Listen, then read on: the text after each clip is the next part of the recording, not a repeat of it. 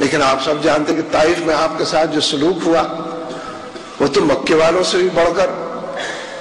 جارحانہ کیفیت تھی. وہ بڑے ظالم لوگ تھے جنہوں نے آپ کو وہاں سے دیس نکالا دیا اور زخموں سے چور آپ کو وہاں سے نکالا دیا. اور پھر آپ کے لب پر وہ دعا آئی کہ جو بڑی دعا ہے اس کا موقع نہیں ہے بیان کرنے کا. لیکن یہ جو 10واں سال ہے آپ کی نبوت کا، اس میں آپ پے در پے حادثات سے دو چار ہوئے. ویسے تو باتیں بہت سی کی جاتی، چلیے ایک ہی بات جو لوگ سیرت سے تعلق رکھتے ہیں، شغف رکھتے ہیں، آپ سبھی رکھتے ہیں، ظاہر ہے کوئی ایسا واقعہ آپ نے کہیں پڑھا ہے کہ طائف سے جب آپ تھکے ماندے اور زخموں سے چور اور امیدوں کی پوری دنیا ٹوٹ پھوٹ کا شکار ہوتے دیکھ کر واپس لوٹے ہیں تو آپ کی زبان سے نکلا بھائی مجھ سے بات نہ کرے کوئی 3 دن، میں غموں کے اندر ڈوبا ہوا ہوں، میں زخموں سے چور، مجھ سے کوئی بات نہ کرے، میں 3 دن گھر کے اندر بند رہوں گا، میں اکیلے تنہا بس اللہ اللہ کروں گا، اس سے پوچھوں گا، کہوں گا، کروں گا. نہ طائف سے لوٹنے کے بعد کوئی واقعہ ایسا پیش آتا ہے، نہ ان غموں سے جب آپ نڈھال ہوئے. یعنی آپ کے بیٹوں کا انتقال ہوا ہے کم سنی کے اندر، نوزائیدگی کے اندر، اور آپ کی آنکھوں کے اندر آنسو صحابہ نے دیکھے تو عرض کیا کہ یا رسول اللہ، یعنی آپ بھی آنسو. یعنی یہاں خود ایک بڑا اہم نقطہ ہے کہ صدمات سے دو چار ہوتے ہوئے دل و دماغ کی دنیا میں جو ہلچل پیدا ہوتی ہے وہ بالآخر آنسوؤں کو انسان کی آنکھوں سے ٹپکاتی. وہ اب آنسو بزبان حال کہہ رہے ہوتے ہیں کہ دل کی دنیا لٹ سی گئی ہے، برباد سی ہو گئی ہے، ہلچل سی مچی ہے. اس دل کی دنیا کو سنبھالا دینے کے لیے آنسوؤں کا سہارا انسان لیتا ہے. جب صحابہ نے یہ عرض کیا تو آپ نے فرمایا کہ ہاں اللہ کے فیصلے پر راضی ہوں. اس نے مجھ سے میرے بیٹے اس نے دیے بھی اسی نے تھے، چھین بھی لیے ہیں، اس کے فیصلے پر راضی ہوں. لیکن انسان ہونے کے ناطے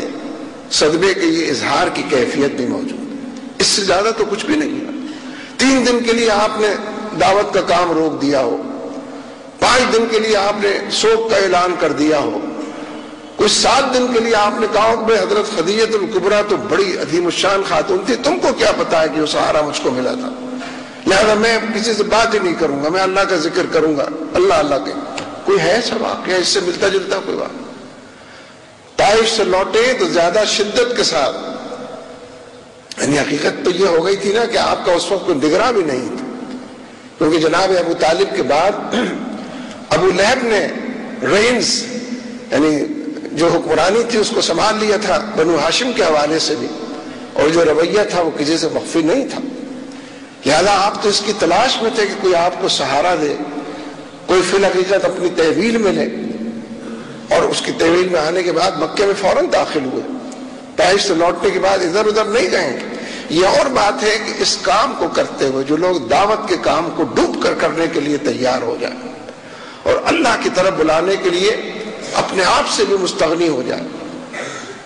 رہتے وہ اسی مادی دنیا میں یہی رہنا ہے، یہی رہ کر کام کرنا ہے. لیکن یہ مادی دنیا اور اس کی چکا چوند اور یہ مادی دنیا اور اس کی جتنی سہولتیں اور آرائشیں اور آسائشیں ہیں یہ ان کے دامن کو کھینچ کر کانٹوں زدہ اور کانٹوں سے پر نہیں کر پاتی ہیں. لہذا اس کے اندر اپنا ایک اسلوب ہے. اسی لیے اللہ تبارک و تعالیٰ ایسے تمام لوگوں کو، نبی اکرم صلی اللہ علیہ وسلم جب طائف سے چلے ہیں نا تو راستے میں جنوں کی بھی تو ایک جماعت تھی نا کہ جس سے آپ کا تعارف ہوا ہے، اور جنوں کی جماعت نے آپ کے پیچھے نماز پڑھی. اس کا ذکر سورہ اعقاف میں بھی آتا ہے، سورہ جن میں بھی آتا ہے. وہ دعوت کا کام کرنے والوں کے لیے اللہ کی طرف سے تسلی بھی ہوتی ہے، ان کے دلوں کے اندر ٹھہراؤ پیدا کرنے کی. ان کی ناکامیاں بظاہر جو مادی ناکامیاں ہیں اس کے لیے اسلوب بدل بدل کر اللہ تبارک و تعالیٰ کی طرف وہ لوٹتے اور پلٹتے ہیں. تو عزیزوں، بھائیوں، دوستوں، بہنوں، بیٹیوں، میں تو بات یہ عرض کر رہا تھا کہ اگر اتنے بظاہر نامساعد حالات کے اندر اللہ کا نبی محض تسبیح لے کر نہیں بیٹھ گیا، محض کسی کونے خدرے کے اندر اللہ اللہ کرنے کے لیے مشغول نہیں ہو گیا، بلکہ جب جب اور جہاں جہاں جس کو بظاہر مادی حوالوں سے ناکامی کہا جاتا ہے، محرومی کہا جاتا ہے، جب وہ دیو بن کر سامنے آ کر کھڑی ہوئی ہے تب آپ نے زیادہ بڑی کشمکش مول لی ہے، زیادہ بڑی جدوجہد کی ہے. جو کچھ میسر آ سکتا تھا اس سب کو تنکا جمع کیا ہے، اور بندوں کو بندوں کی غلامی سے نکالنے اور بندوں کے رب کی طرف ہٹانے کے لیے جو حضرت موسیٰ کر رہے ہیں کہ تیری تسبیح کریں گے، تیرا ذکر کریں گے، مطلب یہی ہے کہ تیری دعوت کو زیادہ بڑے پیمانے پر پھیلائیں۔ اگر اختیار حاصل ہوا، غلبہ حاصل ہوا، تو اپنے فیصلوں کے ذریعے بھی، قوت اور وسائل کے ذریعے بھی،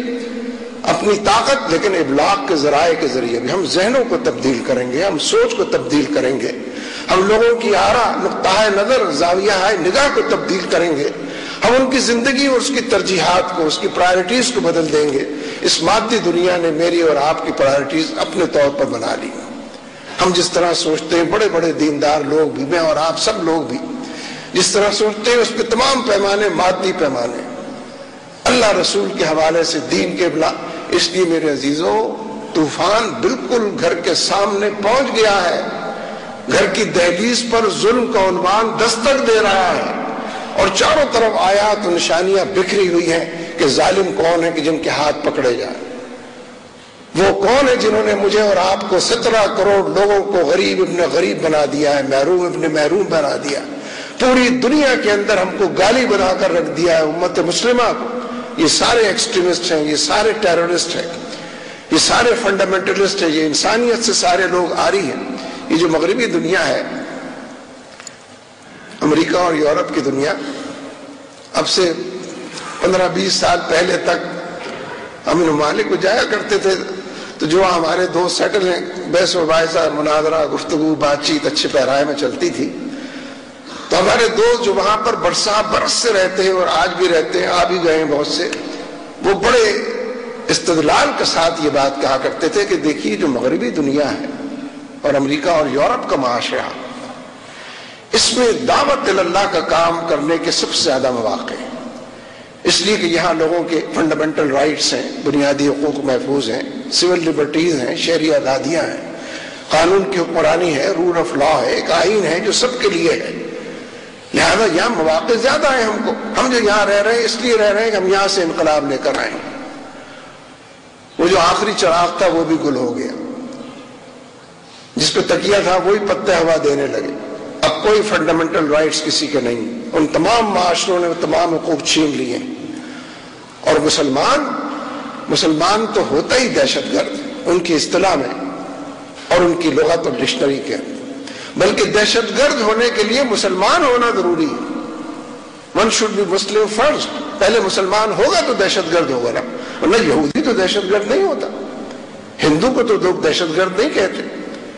عیسائی کا تو قرہ فعال دہشت گردوں کی فہرست میں کہیں نہیں آتا۔ یہ تو صرف آپ ہیں کہ جو دہشت گرد ہیں، اور کس چیز کا انتظار ہے؟ آپ دہشت گرد ہیں، آپ ایکسٹریمسٹ ہیں، فنڈامنٹلسٹ ہیں، آپ کی غربت میں اضافہ ہو رہا ہے، آپ کی جہالت میں اضافہ ہو رہا ہے، آپ کو لا علم رکھا جا رہا ہے، آپ کو محروم کیا جا رہا ہے، آپ کے تمام مسائل پر۔ جو پاکستان کا سب سے بڑا صوبہ بلوچستان ہے، وہ وسائل سے مالا مال صوبہ، ان وسائل پر، ان مادی وسائل پر غیروں کی نگاہ ہے، ہماری کوئی توجہ نہیں، ایک پیکج دوسرا پیکج، محرومی کی دنیا ہے جو چاروں طرف بسی۔ اس لیے میرے دوستو، فی الحقیقت تو ایمان اس بات کے لیے کافی ہونا چاہیے، اور جس کلمے کے حوالے سے ہماری شناخت ہے دنیا کے اندر، لا الہ الا اللہ محمد رسول اللہ، اللہ تبارک و تعالیٰ کے سوا کوئی فرما روائی کا، الوہیت کا دعوے دار نہ ہے، نہ ہو سکتا ہے، نہ مانا جا سکتا ہے، صرف اسی کی ذات ہے کہ جو اول و آخر و ملجا اور مآبا، اور نبی اکرم صلی اللہ علیہ وسلم اس کے نمائندے کی حیثیت سے، اس کے ترجمان کی حیثیت سے، اس کی مرضی کو بروکار لانے والے اسوہ کامل کی حیثیت سے ہمارے سامنے ہیں۔ یہ کافی ہو جانا چاہیے تھا کہ ہم نبی صلی اللہ علیہ وسلم کے قائم مقام امتی کی حیثیت سے اس پورے مشن کو لے کر اٹھتے، لیکن وہ تو کافی نہیں ہو سکا۔ پوری دنیا کے مسلمان حکمران تو ان تمام چیزوں سے نابلد ہیں، وہ تو غیروں کے ایجنڈے پر عمل کر رہے ہیں، وہ تو غیروں کی دنیا میں بسے ہوئے ہیں، وہ تو غیروں کی ترجیحات کے مطابق کام کر رہے ہیں۔ لندن میں کانفرنس ہوئی ہے نا افغانستان کے حوالے سے، کہتے ہیں طالبان سے مذاکرات کریں گے، طالبان سے مذاکرات ہمارے ہو بھی رہے ہیں،